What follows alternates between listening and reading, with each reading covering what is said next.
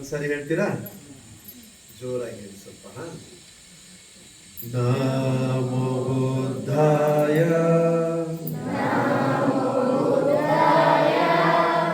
ನಮೋ ಧಮ್ಮಾಯ ನಮೋ ಸಂಘಾಯ ನಮೋ ತ್ರಿರತ್ನ.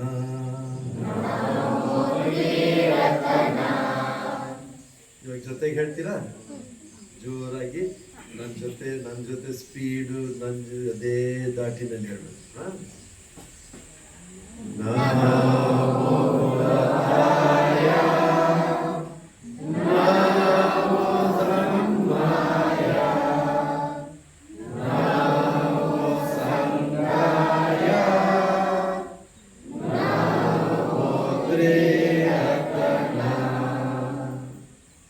Very good. ಇಷ್ಟು ಬೇಗ ಕಲ್ತ್ಕೊಂಡ್ಬಿಟ್ರಿ ನೀವು. ಓಕೆ, ನಾವು 3 ಸಾರಿ ಅದನ್ನ ರಿಪೀಟ್ ಮಾಡೋಣ. 3 times we will tell very nicely with full of faith. ಮನಸ್ಸಲ್ಲಿ ತುಂಬ ಶ್ರದ್ಧೆ ಭಕ್ತಿಯಿಂದ ಚೆನ್ನಾಗಿ ಕಣ್ಣು ಮುಚ್ಚಿಕೊಂಡು ಭಗವಾನ್ ಬುದ್ಧ ಧಮ್ಮ ಸಂಘವನ್ನು ನೆನಪು ಮಾಡಿಕೊಂಡು ಹೃದಯದಿಂದ ಹೇಳೋಣ.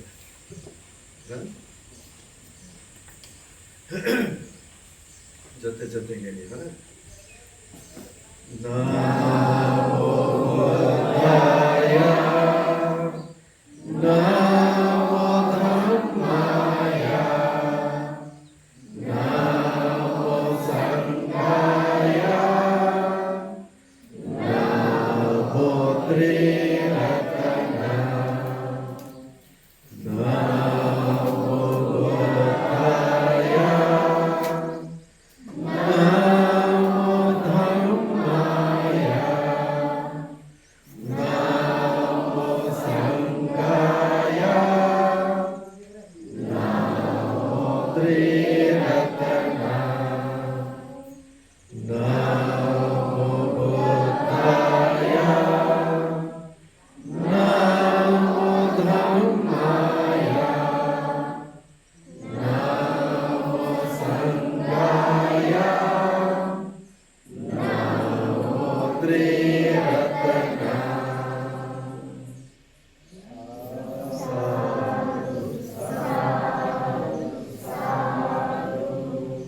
ಸ್ವಲ್ಪ ನಿಧಾನಕ್ಕೆ ಹೇಳಬೇಕು.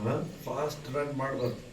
ಸ್ವಲ್ಪ ನಿಧಾನಕ್ಕೆ ಮನಸ್ಸಿನಿಂದ ಹೇಳಿದ್ರೆ ಮನಸ್ಸು ಏನಾಗ್ಬಿಡುತ್ತೆ? ಕಾಮ್ ಡೌನ್ ಆಗಿಬಿಡುತ್ತೆ. ಸೊ ಇದನ್ನ ನೆನಪಿಟ್ಕೊಳ್ತೀರಾ? ಸೊ ಅದನ್ನ ನೀವು ಪ್ರತಿ ಸಾರಿ ನಿಮ್ಮ ಪ್ರೋಗ್ರಾಮ್ ಶುರು ಆಗೋಕ್ಕಿಂತ ಮುಂಚೆ ಮತ್ತು ಲಾಸ್ಟಲ್ಲಿ 2 ಸಾರಿ ಅದನ್ನು 3 times ರಿಪೀಟ್ ಮಾಡಿ. ನಿಮ್ಮ ಗೆಟ್ ಟುಗೆದರ್ ಈ ಥರ ಯಾವಾಗ ಆಗ್ತೀರಿ, ಇಲ್ಲಿ ಸಂಡೇ ಬೆಸ್ಟ್ ಧಮ್ಮ ಸ್ಕೂಲ್ ಗೆಟ್ ಟುಗೆದರ್ ಮತ್ತು ನಿಮ್ಮ ಮನೆಯಲ್ಲಿ ಏನಾದ್ರು ಪ್ರೋಗ್ರಾಮ್ ಆದಾಗ ಇದನ್ನು ಹೇಳಿ. ಅದು ಆ್ಯಕ್ಚುಲಿ ಭಾಳ ಬ್ಯೂಟಿಫುಲ್ ಸಾಂಗ್ ಇದೆ. ಅದನ್ನು ನಾನು ಬರೆದು ಕೊಡ್ತೀನಿ, ಆಮೇಲೆ ನಿಮಗೆ ಹೇಳಿ ಕಳಿಸ್ತೀನಿ. ಇಲ್ಲಿ ಯಾರು ಸಿಂಗರ್ ಟೀಚರ್ ಯಾರು? 4-5 ಜನ. ನಾನು ಅದನ್ನು ಆಡಿಯೋ ಕಳಿಸ್ಕೊಡ್ತೀನಿ.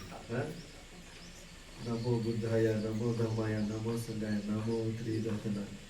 You are our saviour, you are our truth, you are our teacher, you are our life. Homage to you, I believe in you, I respect you. Namo Buddhaya, Namo Dhammaya, Namo Sanghaya. So this song, I will record and send you, okay? Today, Namo Buddhaya, this much you remember, okay? Very good, my dear children. Now we will come to our next program. ಧಮ್ಮಪದ ಯಮಕವಗ್ಗ ವಾಚನ ಮತ್ತು ಪ್ರವಚನ. ಇವಾಗ ವಾಚನ ಮಾಡಿದ್ವಲ್ಲ, ನಾವು ಪಠಣ ಮಾಡಿದ್ವಲ್ಲ, ಇದನ್ನ ನೋಡ್ಬಿಟ್ಟು so ಈಗ ಅದ್ರ ಬಗ್ಗೆ ಸ್ವಲ್ಪ ಹೇಳ್ತೀನಿ. ಮಕ್ಕಳೇ ಮತ್ತು ಉಪಾಸಕಿಯರೇ ಇವತ್ತು ಈ ಒಂದು ಸುಂದರವಾದ ದಿನ, ಸುಂದರವಾದ ಸಂದರ್ಭ, ಇಲ್ಲಿ ಎಲ್ಲ ಚೆನ್ನಾಗಿ ಇಲ್ಲಿ ಬೆಸ್ಟ್ ಟ್ರಸ್ಟಿನ ವತಿಯಿಂದ ಇದನ್ನ ಅರೇಂಜ್ ಮಾಡಿದ್ದೀರಿ. ಬಂತೇಜಿಗಳನ್ನೆಲ್ಲ ಕರೆಸಿದ್ದೀರಿ. ನಮ್ಮ ಬೋಧಿ ರತ್ನ ಬಂತೇಜಿ ಇದ್ದಾರೆ, ನಮ್ಮ ಪಾಲ ಬಂತೇಜಿ ಇದ್ದಾರೆ ಮತ್ತು ಗೌತಮಿ ಮಾತಾಜಿ.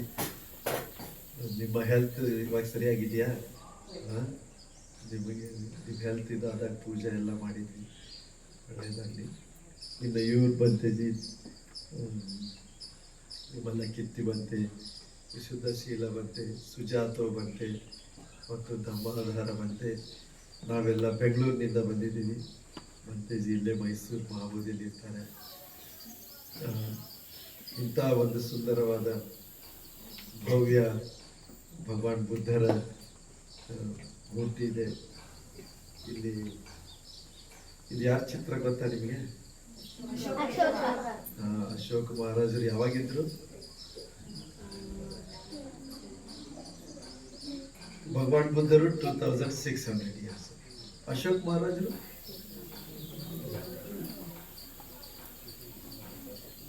2300 ಇಯರ್ಸ್. 2300 ಇಯರ್ಸ್ ಅಲ್ವಾ? ಆ ಕಡೆ ಒಬ್ಬರದ್ದು ಫೋಟೋ ಇದೆ ಗೊತ್ತಾ ನಿಮಗೆ? ಅಂಬೇಡ್ಕರ್ ಅವರು ಯಾವಾಗಿದ್ರು? April 14,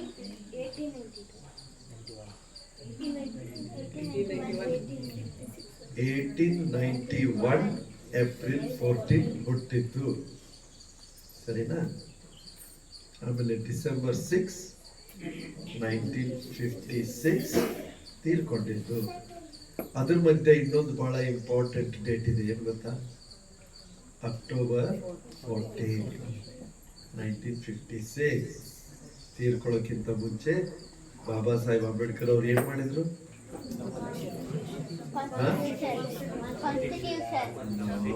ಕಾನ್ಸ್ಟಿಟ್ಯೂಷನ್ ಇಸ್ 1950 ಜನವರಿ 26 ಜನವರಿ 26 ರಿಪಬ್ಲಿಕ್ ಡೇ ಮಾಡ್ತೀರಲ್ಲ, that is constitution. That is 1956 October 14 ಅವತ್ತು ಏನ್ ಮಾಡಿದ್ರು ಗೊತ್ತಾ?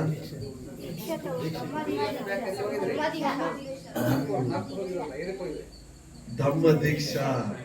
ನಾಗ್ಪುರ್ ವಿಸಿಟ್ ಮಾಡಿದ್ದೀರಾ? ನಾಗ್ಪುರಲ್ಲಿ ಧಮ್ಮ ದೀಕ್ಷಾ ತಗೊಂಡು ಏನ್ ಹೇಳಿದ್ರು ಗೊತ್ತಾ? ನಮ್ಮ ಭಾರತ ಡೆವಲಪ್ ಆಗಬೇಕು, ನಮ್ಮ ಭಾರತ ಮೇಲೆ ಎಲ್ಲ ರೀತಿಯಿಂದನೂ ಮೇಲೆ ಬರಬೇಕು ಅಂತಂದ್ರೆ ಎಲ್ಲರೂ ಏನ್ ಮಾಡಬೇಕು? ಧಮ್ಮ ಸ್ವೀಕಾರ ಮಾಡಬೇಕು. ಭಗವಾನ್ ಬುದ್ಧರ ಧಮ್ಮ ಸ್ವೀಕಾರ ಮಾಡಬೇಕು. ಭಗವಾನ್ ಬುದ್ಧರ ಮಾರ್ಗದಲ್ಲಿ ನಡೆಯೋದು ಬುದ್ಧಿಸ್ಟ್ ಆಗ್ಬೇಕು. ಗೊತ್ತಾಯ್ತಾ? ಬುದ್ಧಿಸ್ಟ್ ಅಂತಂದ್ರೆ ಯಾರು? ಬೌದ್ಧ ಅಂತಂದ್ರೆ ಯಾರು? ತ್ರಿಸರಣ ತಗೊಂಡವರು ಬೌದ್ಧರು. ಪಂಚಶೀಲ ಪಾಲನೆ ಮಾಡುವವರು ಬೌದ್ಧರು. ಮೆತ್ತ ಕರುಣಾ ಮುದಿತ ಉಪೇಕ್ಷಾ ಪಾಲನೆ ಮಾಡುವವರು ಬೌದ್ಧರು. ಅಷ್ಟಾಂಗಿಕ ಮಾರ್ಗ, ಇಲ್ಲಿ ಚಕ್ರ ಇದೆಯಲ್ಲ, 8 ಸ್ಪೋಕ್ಸ್ ಇರೋದು, ಅಷ್ಟಾಂಗಿಕ ಮಾರ್ಗ ಅಂತ ಹೇಳ್ತೀವಿ, ಗೊತ್ತಾ? ಅದನ್ನ ಯಾರು ಪಾಲನೆ ಮಾಡ್ತಾರೆ? ಅವರು ಬೌದ್ಧರು. ಶೀಲ ಸಮಾಧಿ ಪ್ರಜ್ಞೆ ಮಾರ್ಗದಲ್ಲಿ, ಜ್ಞಾನದ ಮಾರ್ಗದಲ್ಲಿ, ಕರುಣೆ ಮಾರ್ಗದಲ್ಲಿ ಹೋಗುವವರು ಬೌದ್ಧರು. ಅದು ಒಳ್ಳೆ ಮಾರ್ಗನೋ ಕೆಟ್ಟ ಮಾರ್ಗನೋ? ಆ ಮಾರ್ಗದಲ್ಲಿ ಹೋಗ್ರಿ ಅಂತ ಹೇಳಿ ಯಾರು ಹೇಳಿದ್ರು?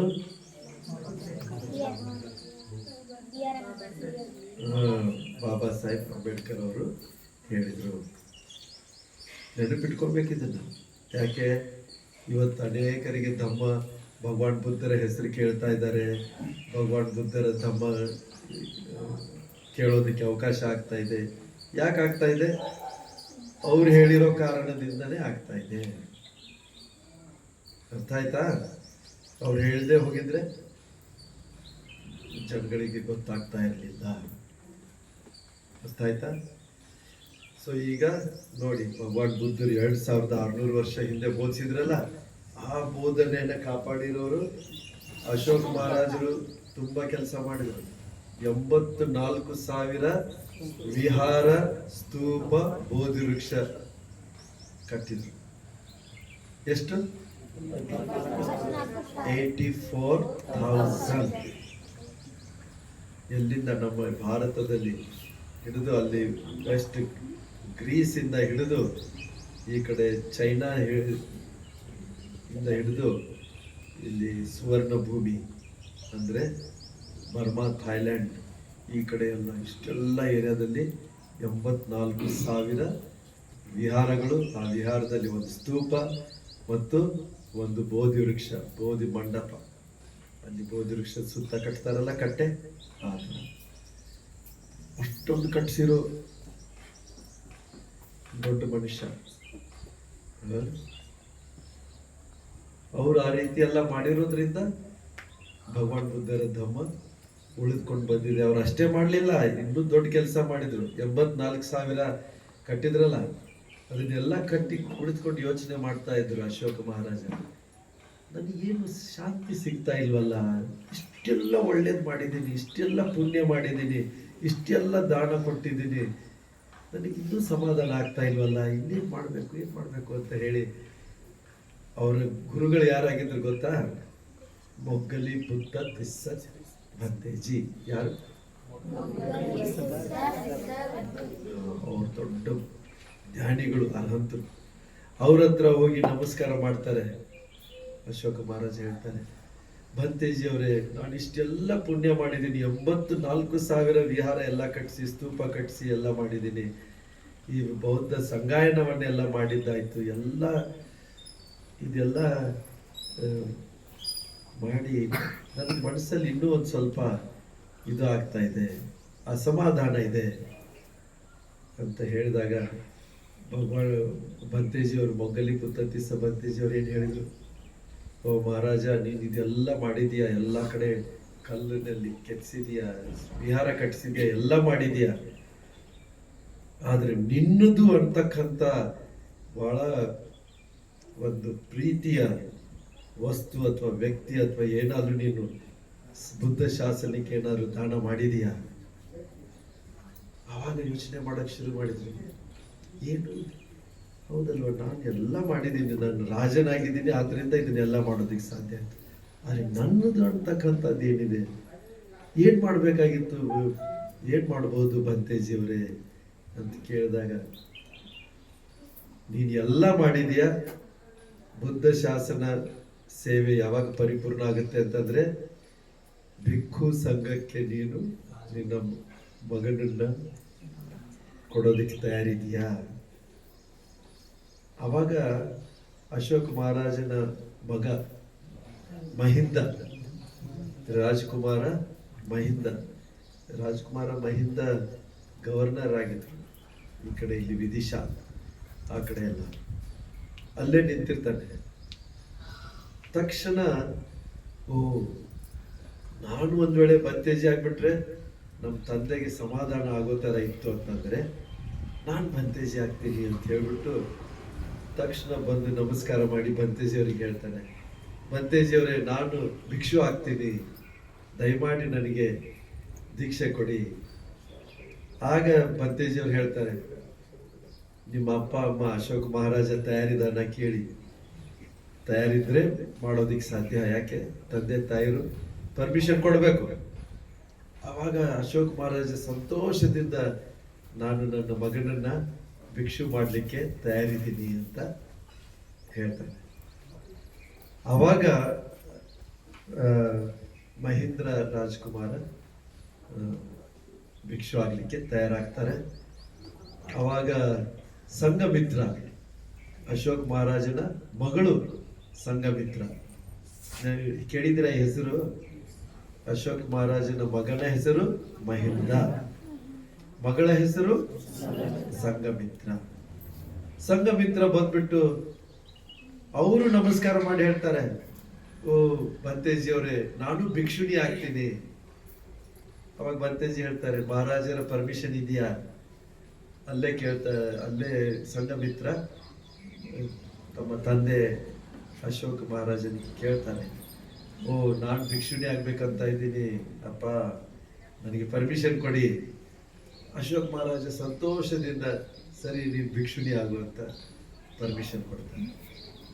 ಅಲ್ಲೇ ಇಬ್ರು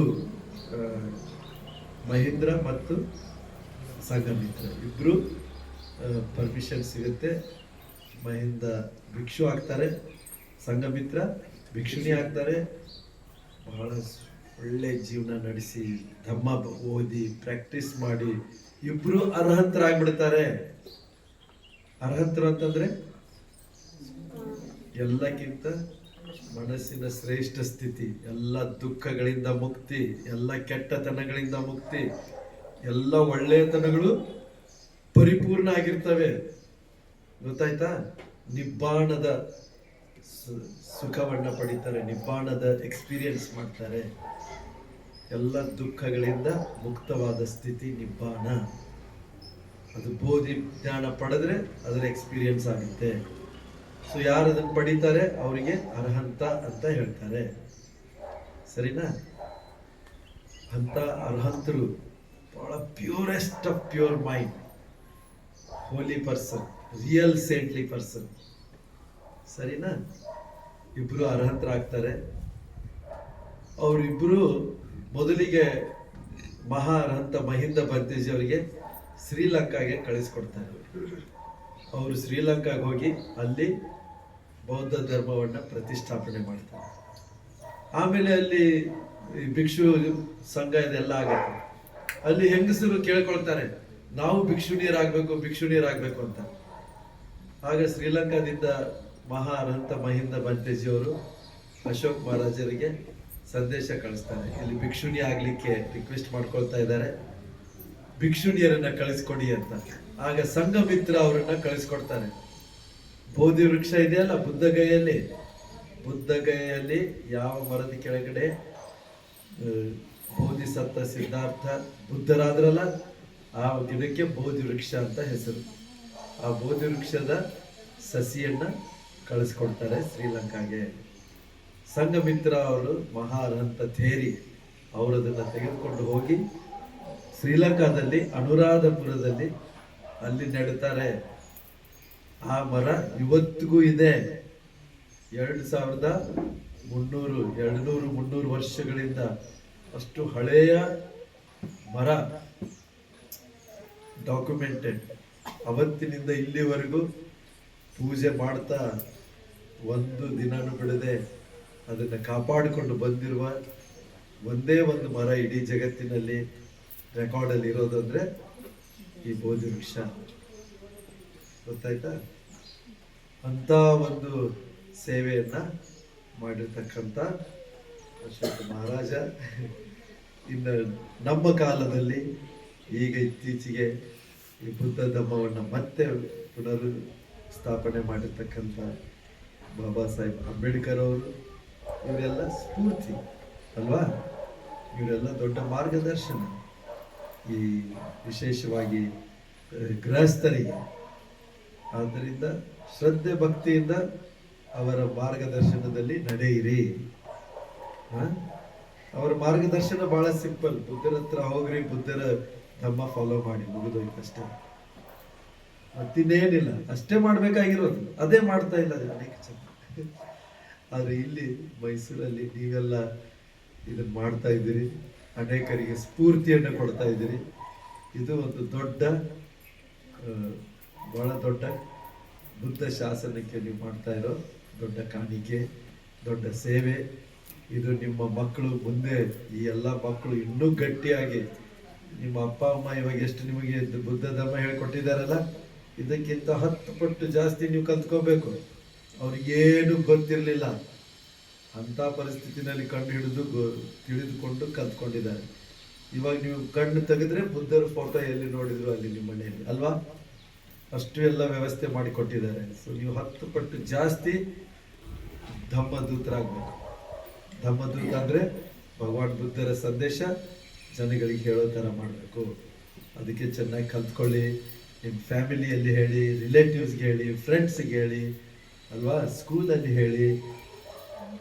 ನೀವು ಇವಾಗ ಏನು ಗೋಲ್ಡನ್ ಚೈನ್ ಮಾಡಿಬಿಟ್ಟು ಹೇಳಿದ್ರಲ್ಲ, ಅದರಲ್ಲಿ ಎಲ್ಲ ಮೆಸೇಜ್ ಇದೆ. ಆ ಮೆಸೇಜ್ ಈ ಜಗತ್ತಿಗೆ ಹೇಳಿದ್ರೆ ಸಾಕು, ಈ ಜಗತ್ತು ಉದ್ಧಾರ ಆಗಿದೆ ಅಲ್ವಾ? ಸೊ ಅದನ್ನ ಯಾಕೆ ಅಂತಂದ್ರೆ ಭಗವಾನ್ ಬುದ್ಧರ ಧಮ್ಮ ನಮ್ಮ ಮನಸ್ಸನ್ನ ಬೆಳೆಸುತ್ತೆ. ಏನನ್ನು ಬೆಳೆಸುತ್ತೆ? ಮನಸ್ಸು ಇಂಪಾರ್ಟೆಂಟ್ ಇದೆಯೋ ಇಲ್ವೋ? ಇದೆ ಅಲ್ವಾ? ಸೊ ಅದಕ್ಕೆ ಈ ಯಮಕ ವರ್ಗದಲ್ಲಿ ಮೊಟ್ಟ ಮೊದಲನೆಯ ಗಾತ್ರದಲ್ಲಿ ಮೊಟ್ಟ ಮೊದಲನೆಯ ಶಬ್ದ ಏನಿದೆ?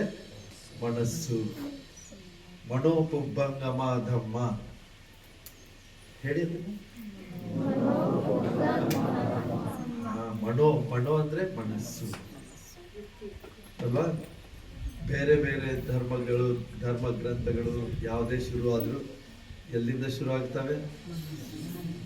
ದೇವರು ಅಂತ ಹೇಳಿ, ಸೃಷ್ಟಿಕರ್ತ ದೇವರು ಸೃಷ್ಟಿ ಮಾಡಿಬಿಟ್ಟ ಅಂತ. ಆದರೆ ಭಗವಾನ್ ಬುದ್ಧರು ಇಲ್ಲ ಅದನ್ನೇ ಹೇಳ್ತಾ ಇರೋದು, ಸೃಷ್ಟಿ ಮಾಡೋದನ್ನೇ ಹೇಳ್ತಾ ಇರೋದು. ಸುಖದ ಸೃಷ್ಟಿ, ದುಃಖದ ಸೃಷ್ಟಿ ಅದನ್ನ ಯಾರು ಮಾಡ್ತಾರೆ? ಮನಸ್ಸು. ಇದು ದೊಡ್ಡ ವ್ಯತ್ಯಾಸ ಇದೆ.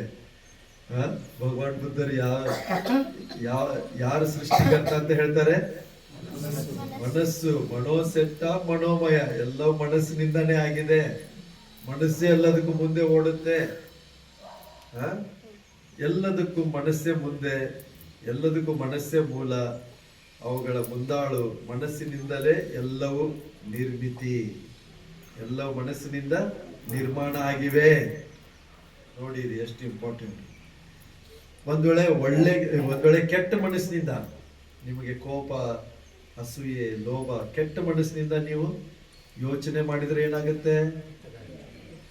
ಕೆಟ್ಟ ಯೋಚನೆ. ಆ ಕೆಟ್ಟ ಯೋಚನೆಯಿಂದ ಮಾತಾಡಿದ್ರೆ ಏನಾಗುತ್ತೆ? ಕೆಟ್ಟ ಮಾತು. ಕೆಲಸ ಮಾಡಿದ್ರೆ ಏನಾಗುತ್ತೆ? ಕೆಟ್ಟ ಕೆಲಸ. ಶುರು ಆಗೋದು ಎಲ್ಲಿ? ಮನಸ್ಸಿನಲ್ಲಿ. ಸೊ ಆದ್ದರಿಂದ ಭಗವಾನ್ ಇಲ್ಲಿ ಹೇಳ್ತಾರೆ, ಕೆಟ್ಟ ಮನಸ್ಸಿನಿಂದ ಏನಾದ್ರು ಮಾತಾಡಿದ್ರೆ, ಕೆಲಸ ಮಾಡಿದ್ರೆ ಏನಾಗ್ಬಿಡುತ್ತೆ? ಕೆಟ್ಟ ಕೆಲಸ ಆಗಿರೋದ್ರಿಂದ ಅದ್ರ ಹಿಂದೆ ದುಃಖ ಬರುತ್ತೆ. ನಿಮಗೆ ದುಃಖ ಬೇಕೋ ಸುಖ ಬೇಕೋ? ಸುಖ. ಸುಖ ಬೇಕು ಅಂತಂದ್ರೆ ಕೆಟ್ಟದನ್ನ ಬಿಡ್ಬೇಕು. ಅದು ಎಕ್ಸಾಂಪಲ್ ಯಾವ ತರ ಕೊಟ್ಟಿದ್ದಾರೆ ಗೊತ್ತಾ?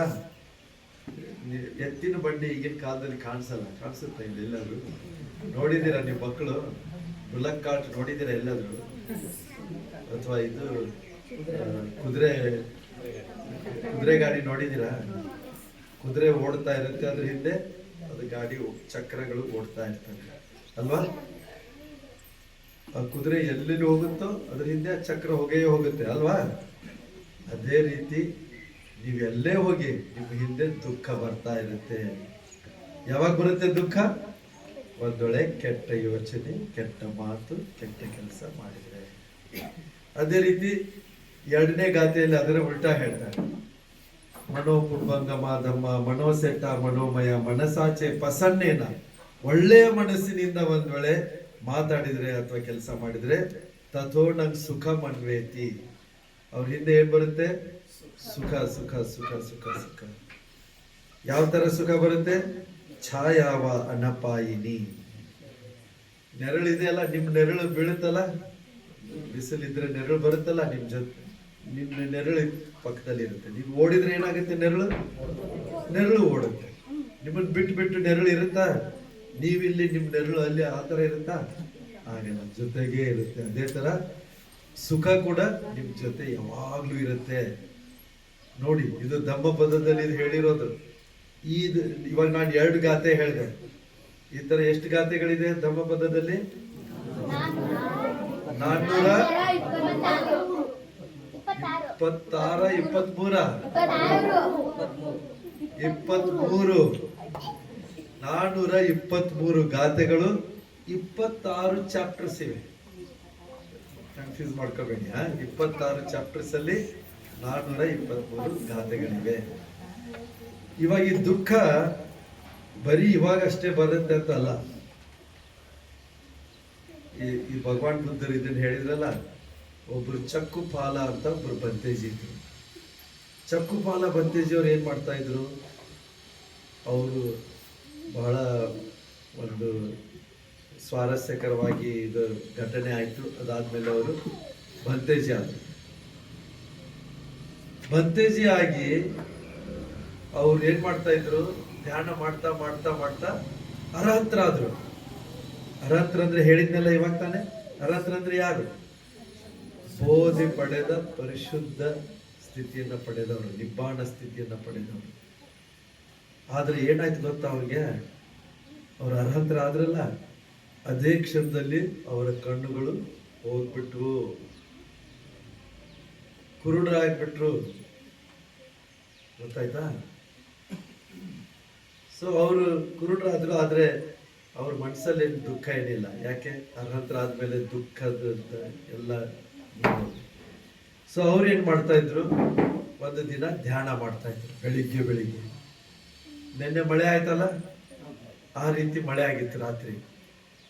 ಮಳೆ ಆದ್ಮೇಲೆ ಏನಾಗುತ್ತೆ? ಕ್ರಿಮಿಕೀಟಗಳು ಅವು ಇವೆಲ್ಲ ಬರ್ತಾವಲ್ಲ, ಅವೆಲ್ಲ ಬಿದ್ದುಬಿಟ್ಟಿತ್ತು. ಅವರು ಬೆಳಿಗ್ಗೆ ಎದ್ದು ಕುಳಿತುಕೊಂಡು ಧ್ಯಾನ ಮಾಡಿ ಆಮೇಲೆ ವಾಕಿಂಗ್ ಮೆಡಿಟೇಷನ್ ಮಾಡ್ತಾ ಇದ್ರು. ಕೇಳಿದ್ದೀರಾ ನೀವು ವಾಕಿಂಗ್ ಮೆಡಿಟೇಷನ್ ಅಂತ ಎಂದಾದ್ರು? ನಾವು ವಾಕ್ ಮಾಡ್ತೀವಲ್ಲ, ಅದು ಕೂಡ ಮೆಡಿಟೇಷನ್. ಸುಮ್ಮನೆ ಹಿಂಗೆ ಕೂತ್ಕೊಂಡು ಕಣ್ಣು ಮುಚ್ಕೊಂಡು ಕೂತ್ಕೊಂಡ್ರೆ ಅದು ಒಂದೇ ಮೆಡಿಟೇಷನ್ ಅಲ್ಲ. ಭಗವಾನ್ ಬುದ್ಧರು 40 ರೀತಿ ಮೆಡಿಟೇಷನ್ ಕಲಿಸ್ಕೊಟ್ಟಿದ್ದಾರೆ. ಎಷ್ಟು? ಇದು ವಾಕಿಂಗ್ ಇದೆ ಅಲ್ಲ, ಅದು ಕೂಡ ಮೆಡಿಟೇಷನ್ನೇ. ನಾವು ಒಂದೊಂದು ಸ್ಟೆಪ್ ಇಟ್ಟು ಮನಸ್ಸಿನಿಂದ ಅದನ್ನ ಅಬ್ಸರ್ವ್ ಮಾಡ್ತಾ ಇರೋದು. ರೈಟ್ ಟಚ್, ಲೆಫ್ಟ್ ಟಚ್ ಆಗುತ್ತಲ್ಲ ಫುಟ್, ಅದ್ರ ಮೇಲೆ ಮನಸ್ಸಿಟ್ಟು ನೀವು ವಾಕಿಂಗ್ ಮಾಡಿ ತುಂಬ ಕಾನ್ಸಂಟ್ರೇಷನ್ ಬರುತ್ತೆ. ಸೊ ಅವ್ರು ವಾಕಿಂಗ್ ಮೆಡಿಟೇಷನ್ ಮಾಡ್ತಾ ಇದ್ರು. ಅವಾಗ ಏನಾಯ್ತು? ಅಲ್ಲಿ ಕ್ರಿಮಿಕೀಟಗಳಿದ್ವು. ಅವುಗಳ ಮೇಲೆ ಕಾಲಿಟ್ಬಿಟ್ಟು ಅವು ಸತ್ತು ಹೋಗ್ಬಿಟ್ಟಿದ್ವು. ಇನ್ನು ಕೆಲವೊಂದು ಜನ ಭಿಕ್ಷುಗಳು ಬಂದರು ಹೊರಗಡೆಯಿಂದ ಶ್ರಾವಸ್ತಿಗೆ. ಅವ್ರಿಗೆ ಒಂದು ಭಿಕ್ಷುಗಳ ಗುಂಪು ಬಂತು. ಅವರು ಬಂದು ನೋಡಿದ್ರು, ಓ ಈ ಬಂತೇಜಿ ಅವರು ನಡೆದು ಅನೇಕ ಕ್ರಿಮಿಕೀಟಗಳನ್ನ ಸಾಯಿಸ್ಬಿಟ್ಟಿದ್ದಾರೆ. ಅವ್ರು ಯೋಚನೆ ಮಾಡಕ್ ಶುರು ಮಾಡಿದ್ರು, ನಾವು ಪಂಚಶೀಲದಲ್ಲೇನೆ ಪಾಣಾತಿಪಾತ ವೇರಮಣಿ ಇದೆ, ಅಂದ್ರೆ ಯಾವ ಪ್ರಾಣಿಯನ್ನು ನಾವು ಸಾಯಿಸಲ್ಲ, ಗೃಹಸ್ಥರೇ ಸಾಯಿಸಲ್ಲ, ಇನ್ನು ಬಂತೇಜಿಗಳಂತೂ ಇನ್ನೂ ಸಾಯಿಸಲ್ಲ. ಇವ್ರು ಎಂತ ಬಂತೇಜಿ ಇಲ್ಲಿ ನಡೆದು ಏನ್ ಮಾಡ್ಬಿಟ್ಟಿದ್ದಾರೆ? ಈ ಎಷ್ಟೊಂದು ಕ್ರಿಮಿಕೀಟಗಳನ್ನು ಸಾಯಿಸ್ಬಿಟ್ಟಿದಾರಲ್ಲ ಅಂತ. ಅವಾಗ ಅವ್ರು ಹೇಳಿದ್ರು, ಭಗವಾನ್ ಬುದ್ಧರ ಹತ್ರ ಹೋದ್ರು, ನಮಸ್ಕಾರ ಮಾಡಿದ್ರು. ನಮಸ್ಕಾರ ಮಾಡಿ ಭಗವಾನ್ ಬುದ್ಧರಿಗೆ ಹೇಳಿದ್ರು, ಭಗವಾನ್ರೆ ನಮಗೊಂದು ಡೌಟ್ ಬರ್ತಾ ಇದೆ.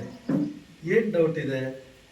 ಅಲ್ಲಿ ನೋಡಿದ್ವಿ ನಾವು ಬರುವಾಗ, ನಿಮ್ಮನ್ನ ನೋಡ್ಲಿಕ್ಕೆ ಬರುವಾಗ ಅಲ್ಲಿ ಒಂದು ಕುಟೀರದ ಮುಂದೆ ಬಂದ್ವಿ. ಆ ಕುಟೀರದಲ್ಲಿ ಒಬ್ರು ಬಂತೇಜಿ ಅವರು ಅಲ್ಲಿ ವಾಕಿಂಗ್ ಮಾಡಿ ಕುಳಿತುಕೊಂಡಿದ್ರು. ಅಲ್ಲಿ ಅನೇಕ ಕ್ರಿಮಿಕೀಟಗಳು ಸತ್ತೋಗ್ಬಿಟ್ಟಿತ್ತು. ಅವರು ಅದ್ರ ಮೇಲೆ ಕಾಲಿಟ್ಟು ಎಲ್ಲ ಸತ್ತೋಗ್ಬಿಟ್ಟಿತ್ತು. ಅದು ಹೇಗೆ ಸಾಧ್ಯ? ಆವಾಗ ಭಗವಾನ್ ಬುದ್ಧರು ಹೇಳಿದ್ರು, ಓ ಭಿಕ್ಷುಗಳೇ, ಅವರು ಅರ್ಹಂತರಾಗಿದ್ದಾರೆ. ಅವಾಗ ಈ ಭಿಕ್ಷುಗಳಿಗೆ ಇನ್ನೂ ಆಶ್ಚರ್ಯ, ಏನು ಅರ್ಹಂತರಾಗಿದ್ದಾರ? ಅರ್ಹಂತರಾದ್ರೆ ಇನ್ನೂ ಪ್ಯೂರ್ ಮೈಂಡ್ ಅಲ್ವಾ, ಒಂದು ಇದನ್ನು ಕೊಲ್ಲಲ್ಲ, ಅದ್ಯಾಕೆ ಸಾಧ್ಯ ಅಂತ ಕೇಳಿದ್ರು. ಆಗ ಭಗವಾನ್ ಹೇಳಿದ್ರು, ಭಗವಾನ್ರು ಕೇಳ್ತಾರೆ, ಭಿಕ್ಷುಗಳೇ, ಅವರು ಇಚ್ಛೆಯಿಂದ ಕಾಲಿಟ್ಟು ಆ ಕ್ರಿಮಿಕೀಟಗಳನ್ನ ಕೊಲ್ಲುವುದನ್ನು ನೀವು ನೋಡಿದ್ರ? ಇಲ್ಲ ಭಗವಾನ್ರೆ, ಅವರು ವಾಕಿಂಗ್ ಮಾಡಿಬಿಟ್ಟು ಕುಳಿತುಕೊಂಡಿದ್ರು. ಸೊ ನೀವು ನೋಡದೆ ಅದ್ಯಾಕೆ ಹೇಳ್ತೀರಿ? ಅವಾಗ ಅವ್ರು ಕೇಳಿದ್ರು, ಮತ್ತೆ ಏನ್ ಭಗವಾನ್ರೆ, ಅದು ಯಾಕೆ ಆ ಥರ ಸತ್ತು ಹೋಗಿವೆ? ಅವಾಗ ಭಗವಾನ್ ಹೇಳಿದ್ರು, ಯಾವ ರೀತಿ ನೀವು ನೋಡಿಲ್ವೋ, ಅವ್ರು ಕೊಲ್ಲೋದನ್ನ ನೀವು ನೋಡಿಲ್ಲ ನಿಮ್ಮ ಕಣ್ಣಿನಿಂದ, ಅದೇ ರೀತಿ ಚಕ್ಕುಪಾಲ ಕೂಡ ಅವರು ನಡೆಯುವಾಗ ಅವ್ರ ಕಣ್ಣಿನಿಂದ ನೋಡಿಲ್ಲ. ಅವ್ರಿಗೆ ಯಾಕೆ ಕಣ್ಣು ಕಾಣಿಸೋದೇ ಇಲ್ಲ, ಅವ್ರು ಕುರುಡರಾಗಿದ್ದಾರೆ.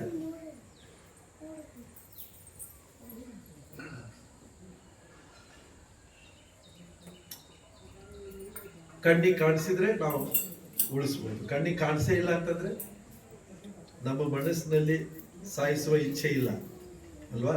ಆದ್ರೂ ಇವಾಗ ನೀವು ನಡ್ಕೊಂಡು ಹೋಗುವಾಗ ಒಂದ್ ಇರುವೆ ಸತ್ತೋಗ್ಬಿಡ್ತು ಅಂತ ಇಟ್ಕೊಳ್ಳಿ ಕಾಲಲ್ಲಿ, ಅದು ಪಾಪ ಕೃತ್ಯ ಆಗತ್ತಾ? ಅನ್ಹೋಲ್ಸಮ್ ಆಕ್ಷನ್ ಆಗತ್ತಾ? ಆಗಲ್ಲ.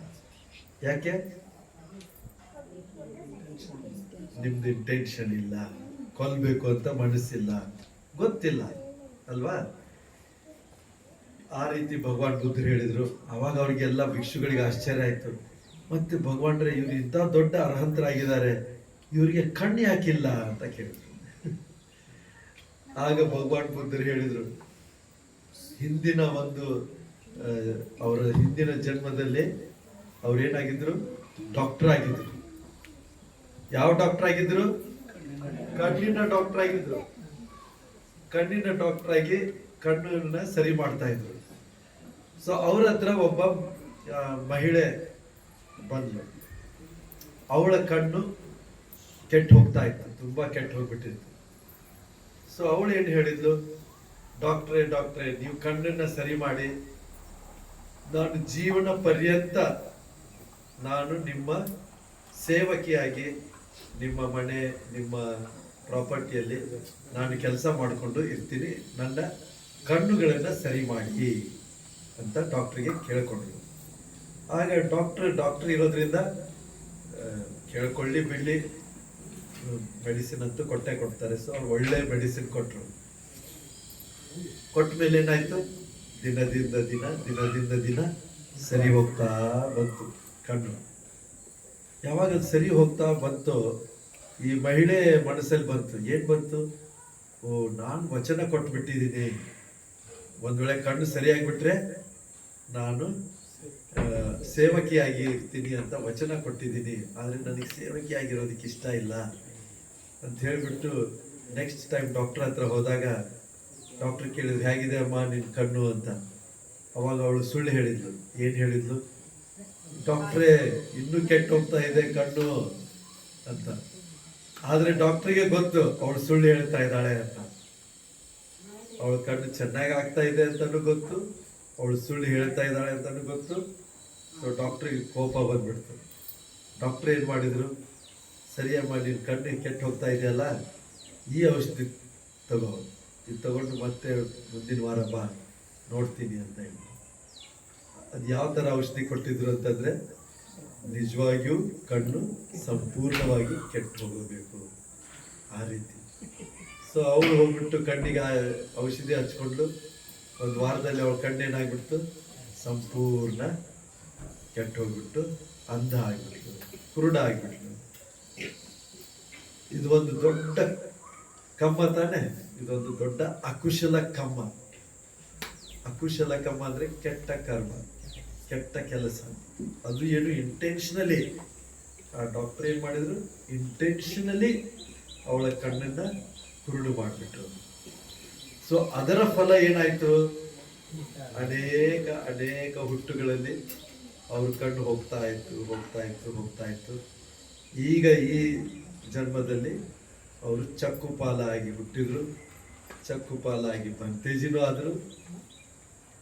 ಆದ್ರೆ ಆ ಕಮ್ಮದ ಒಂದು ಸ್ವಲ್ಪ ಶಕ್ತಿ ಇತ್ತಲ್ಲ, ಕೊನೆ ಗಳಿಗೆವರೆಗೂ ಇತ್ತು.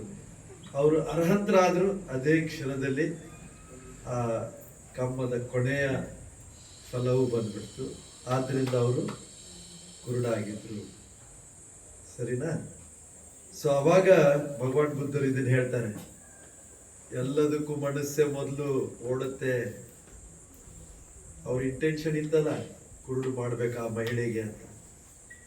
ಮನಸ್ಸೇ ಎಲ್ಲದಕ್ಕೂ ಮುಂದಾಳು. ಎಲ್ಲವೂ ಮನಸ್ಸಿನಿಂದಾನೆ ಹುಟ್ಟೋದು. ಒಂದ್ ವೇಳೆ ಕೆಟ್ಟ ಮನಸ್ಸಿನಿಂದ ನಾವು ಕೆಲಸ ಮಾಡಿದ್ರೆ, ಮಾತಾಡಿದ್ರೆ ದುಃಖ ನಮ್ಮ ಹಿಂದೆ ಬರುತ್ತೆ. ಯಾವ ರೀತಿ ಬರುತ್ತೆ? ಚಕ್ರ ಯಾವ ರೀತಿ ಕುದುರೆ ಅಥವಾ ಎತ್ತಿನ ಗಾಡಿಯಲ್ಲಿ ಎತ್ತುಗಳು ಹಿಂದೆ ಹೋಗ್ತಾ ಇರುತ್ತಲ್ಲ, ಕುದುರೆ ಹಿಂದೆ ಹೋಗ್ತಾ ಇರುತ್ತಲ್ಲ, ಆ ರೀತಿ ಬರುತ್ತೆ ಅಂತ ಹೇಳಿ ಅವಾಗ ಇದನ್ನ ಹೇಳಿರೋದು ಈ ಗಾಥೆಯನ್ನು. ಸೊ ಇದರಲ್ಲಿ ಮನಸ್ಸಿನ ಬಗ್ಗೆ ಇದೆ. ಇಂಟೆನ್ಷನ್ ಅಂದ್ರೆ ಉದ್ದೇಶ. ನಮ್ಮ ಉದ್ದೇಶ ಏನಿರುತ್ತಲ್ಲ, ಇಚ್ಛೆ ಏನಿರುತ್ತೆ, ಉದ್ದೇಶಪೂರ್ವಕ ಇಚ್ಛೆ ಬಹಳ ಇಂಪಾರ್ಟೆಂಟು. ಯಾವುದೇ ಒಂದು ಕೆಲಸ ಮಾಡುವಾಗ, ಮಾತಾಡುವಾಗ ಯೋಚನೆ ಮಾಡಿ, ಇದು ಕುಶಲ ಅಥವಾ ಅಕುಶಲ, ಇದು ಒಳ್ಳೆಯದ ಅಥವಾ ಕೆಟ್ಟದ, ಅದು ಯೋಚನೆ ಮಾಡಿ ಇದನ್ನ ಮಾಡಿ. ಯಾಕೆಂದ್ರೆ ದುಃಖ ನಮ್ಮ ಹಿಂದೆ ಬಿಡುವುದಿಲ್ಲ. ಸರಿನಾ? ಅದೇ ರೀತಿ ಸುಖ ಒಂದು ಒಳ್ಳೆ ಇಂಟೆನ್ಷನ್ ಇಂದ ಮಾಡಿದ್ರೆ ಸುಖವು ನಮ್ಮ ಹಿಂದೆ ಬರುತ್ತೆ ನೆರಳಿನ ಹಾಗೆ. ನೀವು ನೆರಳು ನೋಡ್ತೀರಲ್ಲ, ನೋಡಿದ್ದೀರ ನೆರಳು? ಯಾವಾಗ ನೋಡಿದ್ದೀರಿ? ಹಾ ಹಾ ನಡೀತಾ ಇರುವಾಗ, ಸ್ಕೂಲಲ್ಲಿ ಹೋಗುವಾಗ ಬರುವಾಗ ಆಟ ಆಡುವಾಗ ನೋಡ್ತೀರಾ? ನೆಕ್ಸ್ಟ್ ಟೈಮ್ ನೆರಳು ನೋಡಿದ್ರೆ ಏನೇನು ಜ್ಞಾಪಿಸ್ಕೊಳ್ತೀರಿ ಹೇಳಿ? ನೆಕ್ಸ್ಟ್ ಟೈಮ್ ನೆರಳು ನೋಡಿದ್ರೆ ಈ ಗಾದೆ ನೆನಪು ಮಾಡ್ಕೊಳ್ಳಿ, ಬುದ್ಧರನ್ನ ನೆನಪು ಮಾಡ್ಕೊಳ್ಳಿ. ಭಗವಾನ್ ಬುದ್ಧರು ಏನ್ ಹೇಳಿದ್ದಾರೆ? ಒಳ್ಳೆ ಕೆಲಸ ಮಾಡಿದ್ರೆ ಸುಖ ಈ ನೆರಳಿರ್ತಾರ ನನ್ನ ಹಿಂದೆನೆ ಇರುತ್ತೆ. ಏನ್ ಬರುತ್ತೆ ನಿಮ್ಮ ಹಿಂದೆ? ಸುಖ ಬರುತ್ತೆ. ಏನ್ ಮಾಡಿದ್ರೆ? ನೆರಳು ನೋಡ್ಬಿಟ್ಟು ಹೇಳಿ, ಹೇ ನೆರಳು, ಭಗವಾನ್ ಬುದ್ಧರು ಹೇಳಿದ್ದಾರೆ ಸುಖ ಈ ತರ ಬರುತ್ತೆ ಅಂತ. ಜ್ಞಾಪಕ ಇಟ್ಕೊಳ್ತೀರಾ? Very good. ಇನ್ನು ಒಂದೆರಡು ಗಾಥೆಗಳನ್ನ ತಿಳ್ಕೊಳ್ಳೋಣ. ಅಕ್ಕೊಚ್ಚಿ ಮಂಗ ಅವಧಿ ಮಂಗ ಜಿನಿ ಮಂಗ ಹಾಸಿಮೆ ಏಚ ತಂಗುಪನಯ್ಯಂತಿ ಬೇರಂತೆ ಸಣ್ಣ ಸಮ್ಮತಿ. ಅವನು ನನ್ನನ್ನ ಬೈದ, ಅವನು ನನ್ನನ್ನ ಹೊಡೆದ, ಅವನು ನನ್ನನ್ನ ಸೋಲಿಸಿದ, ಅವನು ನನ್ನನ್ನ ಕಿತ್ಕೊಂಡ.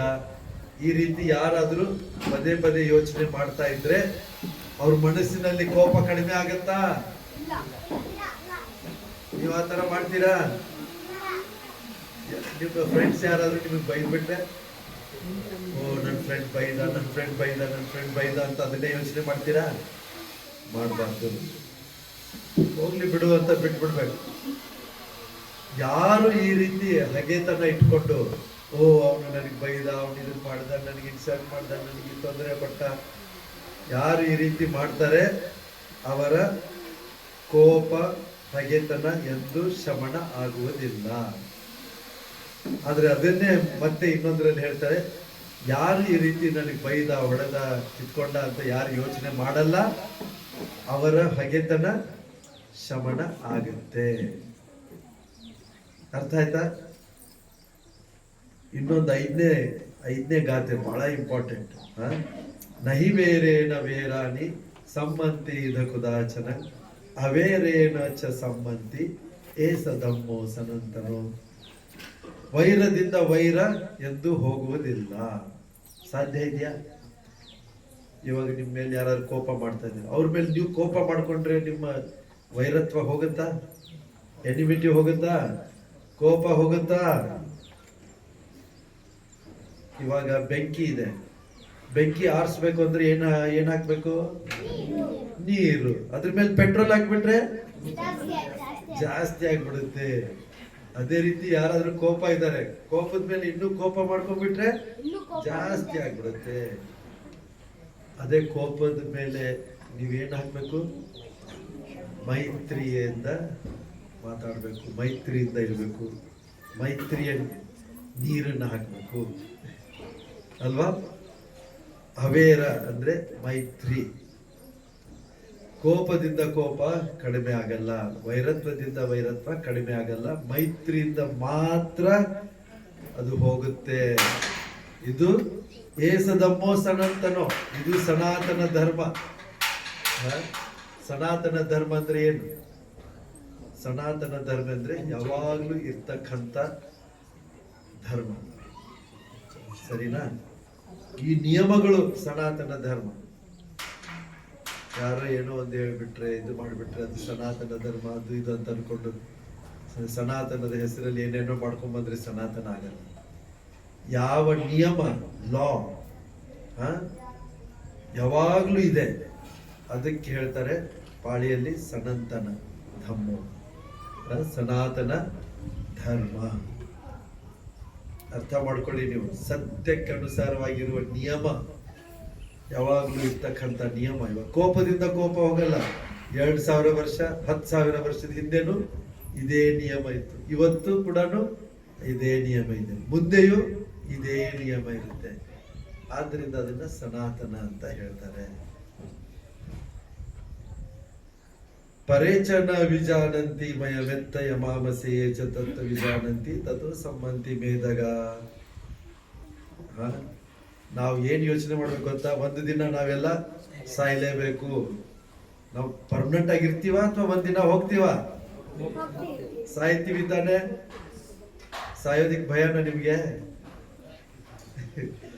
ಅದನ್ನ ಯೋಚನೆ ಮಾಡ್ತಾ ಇರ್ಬೇಕು ನಾವು. ಒಂದು ದಿನ ನಾನು ಸಾಯ್ತೀನಿ, ಅದಕ್ಕೆ ನಾನು ಒಳ್ಳೆಯದನ್ನ ಮಾಡ್ತಾ ಇರ್ತೀನಿ, ಈ ಲೈಫ್ ಯೂಸ್ ಮಾಡ್ತೀನಿ, ಚೆನ್ನಾಗಿ ಜೀವಿಸ್ತೀನಿ, ಲಾಂಗ್ ಲೈಫ್ ಇರ್ತೀನಿ.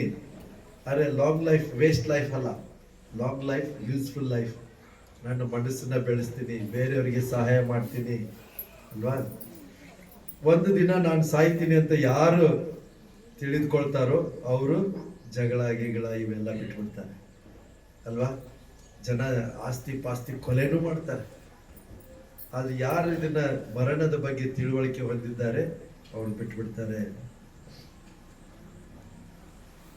ನೋಡಿ ಇನ್ನ ಮುಂದಿಂದು ಇನ್ನೊಂದೆರಡು ಓದ್ಬಿಟ್ಟು ಹೇಳ್ಬಿಡ್ತೀನಿ. ಸುಬಾನುಪಸ್ಸಿಂಗ್ ವಿಹರಂತಂ ಇಂದ್ರಿಯೇಸು ಅಸಂಗುತಂ ಭೋಜನಮಿ ಚಾಮತ್ತನ್ಯಂ ಕುಸಿತಂ ಹೀನ ವೀರ್ಯಂ ತಂಗ್ವೈ ಪಸಹತಿ ಮಾರೋ ವಾತೋ ರುಕ್ಕಂ ದುಬ್ಬಲಂ. ಸುಬಾನುಪಸ್ಸಿಂಗ್ ವಿಹರಂತಂ. ಇವಾಗ ಎಲ್ಲ ಬರೀ ನನಗೆ ಸುಖ ಬೇಕು ಸುಖ ಬೇಕು ಸುಖ ಬೇಕು ಅಂತ ಹೇಳಿ ಅದ್ರ ಹಿಂದೆನೆ ಶುಭ ಇದನ್ನೇ ನೋಡ್ತಾ ಇರೋದು. ಇವಾಗ ನಮ್ಮ ಶರೀರ ಇದೆ ಅಲ್ಲ, ಶರೀರದಲ್ಲಿ ಏನಿದೆ? ಬೇರೆ ಬೇರೆ ಭಾಗಗಳಿದೆ, ಪಾರ್ಟ್ಸ್ ಇದೆ. ಏನಿದೆ ಇಲ್ಲಿ ತಲೆನಲ್ಲಿ? ಏನಿದೆ? ಬ್ರೈನ್ ಇದೆ. ಇಲ್ಲೇನಿದೆ? ಐ ಬಾಲ್ಸ್, ಇಲ್ಲಿ ಥ್ರೋಟ್, ಆಮೇಲೆ ಇಲ್ಲೇನಿದೆ? ಲಂಗ್ಸ್ ಇದೆ, ಮತ್ತೆ ಏನಿದೆ? ಹಾರ್ಟ್ ಇದೆ, ಲಿವರ್ ಇದೆ, ಆಮೇಲೆ ಸ್ಟಮಕ್ ಇದೆ, ಇಂಟೆಸ್ಟೈನ್ಸ್ ಇದೆ, ಆಮೇಲೆ ಇದು ಫುಲ್ ನಿಂತ್ಕೊಂಡಿರೋದು ಯಾವ್ದ್ರ ಮೇಲೆ? ಬೋನ್ಸ್, ಸ್ಕೆಲೆಟನ್ ಮೇಲೆ ಅಲ್ವಾ? That is our body. But ಅದನ್ನ ಬಿಟ್ಬಿಟ್ಟು ಅದನ್ನ ಮರ್ತು ಬಿಟ್ಟು ಬರೀ ಅದು ನಾನು ಹಾಗೆ, ನಾನು ಸುಂದರವಾಗಿದ್ದೀನಿ, ನಾನು ಸುಂದರವಾಗಿಲ್ಲ, ಬರೀ ಅದನ್ನೇ ಯೋಚನೆ ಮಾಡ್ತಾ ಇದ್ರೆ ಅದು ಸರಿ ಇಲ್ಲ. ನಾವು ನಿಜ ಏನಿದೆ ತಿಳ್ಕೊಳ್ಬೇಕು, ಅದು ಕೂಡ ತಿಳ್ಕೊಳ್ಬೇಕು. ನಾನು ಸುಂದರವಾಗಿ ಕಾಣಿಸ್ಬೇಕು, ಆದರೆ ಒಳಗಡೆ ಏನಿದೆ ಅದನ್ನು ತಿಳ್ಕೊಳ್ಬೇಕು. ಪಾರ್ಟ್ಸ್ ಆಫ್ ದ ಬಾಡಿನೂ ತಿಳ್ಕೊಳ್ಬೇಕು. ಈ ತರ ಯಾರಾದ್ರೂ ಹೇಳ್ತಾರ? ಭಗವಾನ್ ಬುದ್ಧರು ಮಾತ್ರ ಹೇಳ್ತಾರೆ. ಆಮೇಲೆ ಇಂದ್ರಿಯಗಳಲ್ಲಿ ಒಂದ್ ವೇಳೆ ಸಂವರ ಇಲ್ಲ, ನಮ್ಮ ಕಣ್ಣು, ಕಿವಿ, ಮೂಗು, ನಾಲಿಗೆ, ಈ ಶರೀರ ಇಂದ್ರಿಯಗಳು. ಇವಾಗ ಊಟ ಮಾಡೋದು ಟೇಸ್ಟ್, ಏನೋ ಒಂದು ಟೇಸ್ಟ್ ಇದೆ ಅಂದ್ಬಿಟ್ಟು ಗಬ ಗಬ ಅಂತ ತಿಂದ್ಬಿಡೋದಾ? ಕಂಟ್ರೋಲ್ ಇರಬೇಕು. ಜಾಸ್ತಿ ಊಟ ಮಾಡಿದ್ರೆ ಏನಾಗತ್ತೆ? ಹೊಟ್ಟೆ ನೋವು ಬಂದೇ ಬರುತ್ತೆ. Correct correct answer. ಹೊಟ್ಟೆ ನೋವು ಬರುತ್ತೆ. ಸೊ ಅದಕ್ಕೆ ಏನ್ ಮಾಡ್ಬೇಕು? ಹೊಟ್ಟೆ ನೋವು ಬರಬಾರ್ದು ಅಂದ್ರೆ ಏನ್ ಮಾಡ್ಬೇಕು?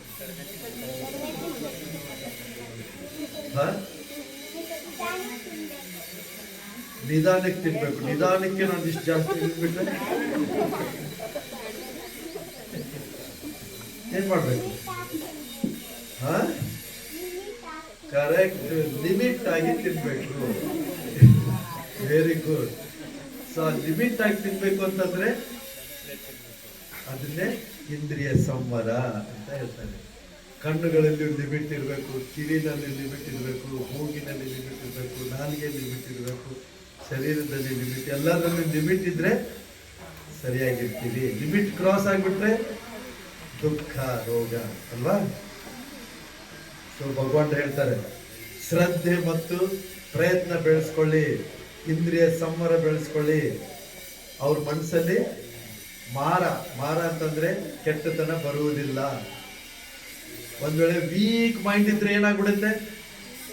ಕೆಟ್ಟತನ ಬಂದ್ಬಿಡುತ್ತೆ. ಲೋಭ, ದ್ವೇಷ, ಅಜ್ಞಾನ ಬಂದ್ಬಿಟ್ಟು ಬಿದ್ದು ಬಿಡ್ತೀರಿ, ಮನಸ್ಸು ಬಿದ್ದು ಬಿಡುತ್ತೆ. ಯಾವ ತರ? ಇವಾಗ ಒಂದು ಮರ ಇದೆ, ಆ ಮರ ರೂಟ್ಸ್ ಸ್ಟ್ರಾಂಗ್ ಇಲ್ಲ. ನೆನ್ನೆ ಗಾಳಿ ಬಂತಲ್ಲ, ಆ ರೀತಿ ಜೋರಾಗಿ ಗಾಳಿ ಬಂದ್ಬಿಡ್ತು ಅಂತ ಇಟ್ಕೊಳ್ಳಿ.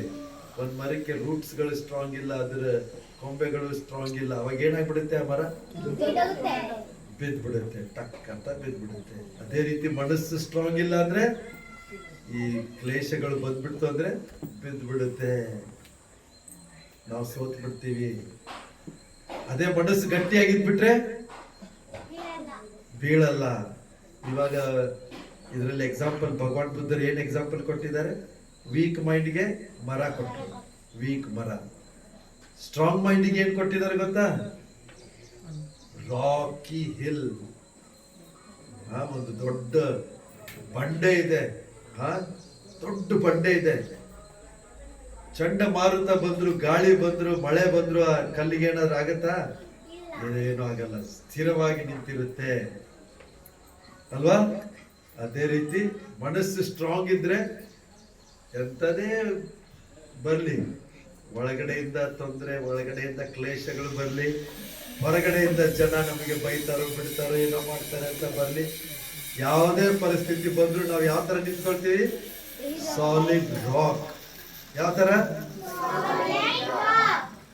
You want to be solid rock or weak tree?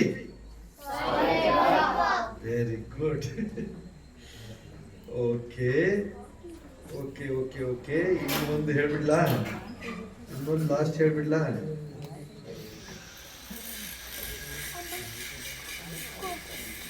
ಇದ ಸೋಚತಿ ಪೆಚ್ಚ ಸೋಚತಿ ಪಾಪಕಾರಿ ಉಭಯತ್ವ ಸೋಚತಿ ಸೋ ಸೋಚತಿ ಸೋ ವಿಹನತಿ ವಿಶ್ವಾಕಮ್ಮ ಕಿಲಿಟ್ಟ ಮತ್ತನೋ. ಇಲ್ಲಿಯೂ ಅಳತಾನೆ, ಮುಂದೆಯೂ ಅಳತಾನೆ. ಯಾರು ಅಳ್ತಾರೆ? ಯಾರು ಅಳೋರು? ಯಾರು? ಪಾಪಕಾರಿ, ಪಾಪಿ. ಪಾಪಕಾರಿ ಅಂದ್ರೆ ಯಾರು? ಪಾಪವನ್ನು ಮಾಡೋರು, ಕೆಟ್ಟತನವನ್ನು ಮಾಡೋರು, ಪಂಚಶೀಲ ಮುರಿಯೋರು. ಅವರು ಇಲ್ಲಿಯೂ ಅಳ್ತಾರೆ, ಮುಂದೆಯೂ ಅಳ್ತಾರೆ. ದಿಸ್ವಾಕಮ್ಮ ಕಿಲ್ಲಿಟ್ಟ ಮರ್ತನ, ಅಯ್ಯೋ ನಾನು ಪಾಪ ಮಾಡಿದೆ ಪಾಪ ಮಾಡಿದೆ ಪಾಪ ಮಾಡಿದೆ ಅಂತ ಪಶ್ಚಾತ್ತಾಪ ಪಡ್ತಾ ಅಳ್ತಾ ಇರ್ತಾರೆ. ಅದೇ ಉಲ್ಟಾ ಇದ ಮೋದತಿ ಪೆಚ್ಚ ಮೋದತಿ ಕಥ ಪುಣ್ಯೋ ಉಭಯತ್ತ ಮೋದತಿ ಸೋ ಮೋದತಿ ಸೋಪಮೋದತಿ ದಿಸ್ವಾಕಮ್ಮ ವಿಶುದ್ಧಿ ಮತ್ತನು. ಶುದ್ಧವಾದ ಕಮ್ಮವನ್ನ, ಒಳ್ಳೆ ಪುಣ್ಯದ ಕಮ್ಮವನ್ನ ನೋಡಿ ನಾನು ಪುಣ್ಯ ಮಾಡಿದ್ದೀನಿ ಅಂತ ಒಬ್ಬ ಈಗಲೂ ಸಂತೋಷ ಪಡ್ತಾನೆ, ನಂತರನು ಸಂತೋಷ ಪಡ್ತಾನೆ ಅಲ್ವಾ? ಇವಾಗ ನೀವು ಯಾರಿಗಾದ್ರೂ ಹೊಡೆದ್ ಬಿಟ್ರಿ ಅಂತ ಇಟ್ಕೊಳ್ಳಿ, ಅವ್ರಿಗೆ ನೋವಾಯ್ತು, ನಿಮ್ಗೆ ಸಂತೋಷ ಆಗತ್ತಾ? ಇವಾಗೂ ಸಂತೋಷ ಆಗಲ್ಲ. ಆಮೇಲೆ ನೆನಪು ಮಾಡ್ಕೊಂಡ್ರೆ ಯಾವಾಗ ಜ್ಞಾಪಕ ಮಾಡ್ಕೊಳ್ತೀರಿ, ಅವಾಗ ಸಂತೋಷ ಆಗತ್ತಾ? ಇಲ್ಲ. ಅದೇ ನೀವು ಒಂದು ಒಳ್ಳೇದು ಮಾಡಿದ್ರಿ ಅಂತ ಇಟ್ಕೊಳ್ಳಿ, ಇವಾಗ ದಾನ ಕೊಟ್ರಿ, ಯಾರಿಗೋ ಸಹಾಯ ಮಾಡಿದ್ರಿ, ಯಾರೋ ಕಷ್ಟದಲ್ಲಿದ್ರು ಅವರಿಗೆ ನೀವು ಸಹಾಯ ಮಾಡಿದ್ರಿ, ನಿಮ್ಗೆ ಸಂತೋಷ ಆಗುತ್ತೋ ಇಲ್ವೋ? ಆಮೇಲೆ ನೆಕ್ಸ್ಟ್ ಇಯರ್ ಅದನ್ನ ನೆನಪು ಮಾಡ್ಕೊಳ್ತೀರಾ, ನಾನು ಆ ತರ ಸಹಾಯ ಮಾಡಿದ್ದೆ. ಅವಾಗ ನೆನಪಾದ್ಮೇಲೆ ನೀವು ಅಳ್ತೀರಾ, ಮತ್ತೆ ಸಂತೋಷ ಆಗತ್ತಾ? ಸಂತೋಷ ಆಗತ್ತೆ. ಯಾವಾಗ ಯಾವಾಗ ಒಳ್ಳೇದನ್ನ ನೆನ್ಸ್ಕೊಳ್ತೀರಿ, ಸಂತೋಷ ಆಗುತ್ತೆ. ಆದ್ರಿಂದ ನಾವು ಒಳ್ಳೇದ್ ಮಾಡ್ಬೇಕಾ ಕೆಟ್ಟದ್ ಮಾಡ್ಬೇಕಾ? ಒಳ್ಳೇದ್ ಮಾಡ್ಬೇಕು.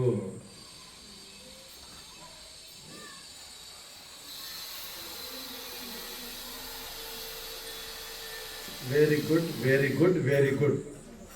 ಈ ರೀತಿ 20 ಗಾಥೆಗಳು ಈ ಒಗ್ಗದಲ್ಲಿ. ಯಮಕ ಅಂದ್ರೆ ಜೋಡಿ ಜೋಡಿ ಜೋಡಿ ಜೋಡಿ.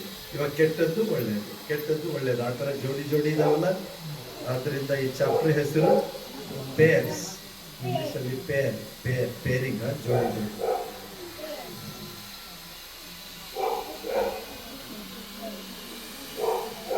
ಸೊ ಮಕ್ಕಳೇ, ಇವತ್ತು ನೀವು ತುಂಬಾ ವಿಚಾರಗಳನ್ನ ಕೇಳ್ಕೊಂಡಿದ್ದೀರಿ.